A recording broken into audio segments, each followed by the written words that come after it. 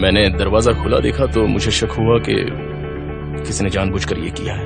मैंने अंदर जाकर देखा तब वो मरा पड़ा था और पुलिस वाले उस वक्त आए थे और उनका कहना था कि उसकी मौत एक दिन पहले ही हो चुकी थी। वो हमें फोरेंसिक रिपोर्ट आने पर पता चल ही जाएगा। लेकिन यही सच है।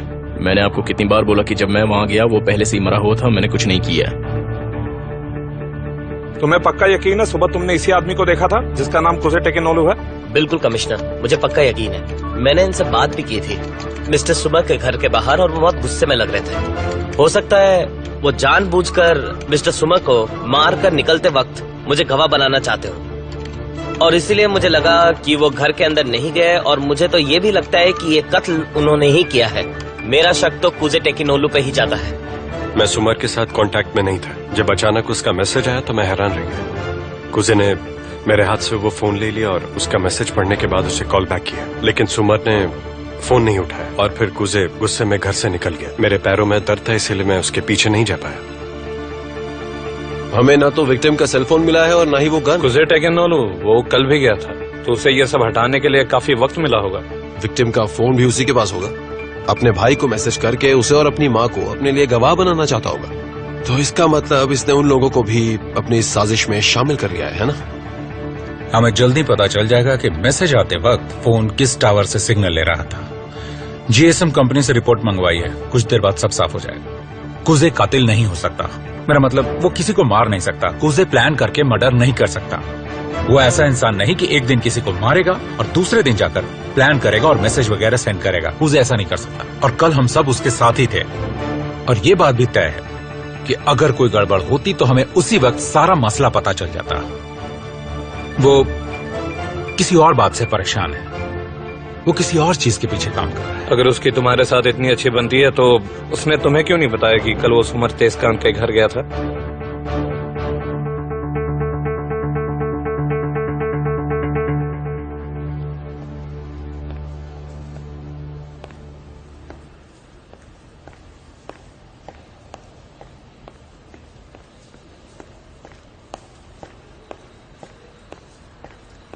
जेमरे, ऐसे क्यों घूम रही हो? आकर बैठ जाओ।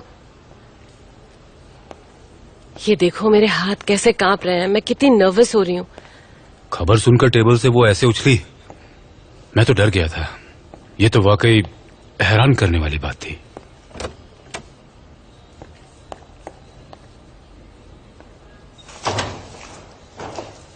क्या हुआ आंटी? मैंने अपना बयान दे दिया है और साइन भी कर दी। मैंने ही गुने से कहा था जल्दी से इस शेरिफ को कॉल करने। आंटी आप यहाँ कर बैठ जाइए। थैंक्स बेटा। अगर गुने ने शेरिफ को कॉल ना किया होता तो कुजे मुसीबत में फंस जाता। कुजे फिर से मुसीबत में है। वो कल सुबह भी उसके घर गया था। क्या? वो हमेशा ऐसी बेवकूफी करता है। अब वो इस मुश्किल से कैसे निकलेगा?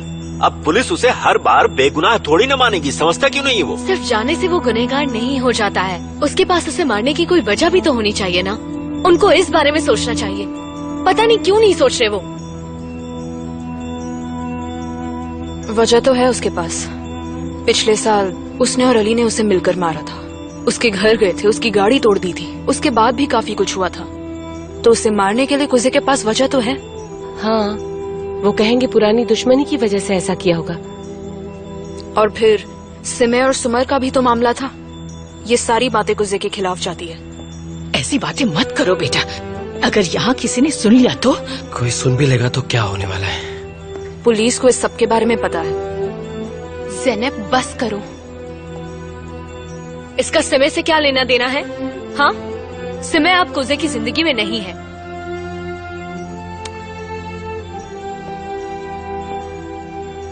गुने अब तक बाहर नहीं निकला है। हाँ, जब उसे पता चला कि उसकी बीवी का सुमर के साथ चक्कर है तो उनके बीच में काफी प्रॉब्लम हुई थी। और जहाँ तक मुझे याद है ये काफी पहले की बात है। मुझे नहीं लगता कि उसने इसका बदला अब लिया होगा। ये बात बहुत पुरानी हो चुकी है। मुझे इतना ही पता है। तुमने पिछले साल उसे मारा था। पहले उसने तुम्हारे खिलाफ कंप्लेंट लिखाई थी, फिर वापस ले ली। तुम्हारी एक्स वाइफ के साथ उसका अफेयर भी था। ये क्या बकवास कर रहे हैं आप लोग? क्या बोले जा रहे हैं ये? वो जमाने पहले की बात है। उसके बाद कितना कुछ हो गया हमारी जिंदगी में। मेरा तलाक हो गया, सब अपनी अपनी जिंदगी आवाज में। नीचे रख के बात करो। मैं आपको यही बोलना चाहता हूँ सर कि मुझे सिमे या सुमर से कोई मतलब नहीं है। अब हम सबके रास्ते अलग अलग हैं। क्या मिलेगा मुझे ये सब करके? शांत हो जाओ कुजे टेकिनोलू। क्या तुम हमेशा ऐसे ही अपना आपा खो देते हो? अगर तुम्हें इतना गुस्सा आता है तो तुम कुछ भी कर सकते हो।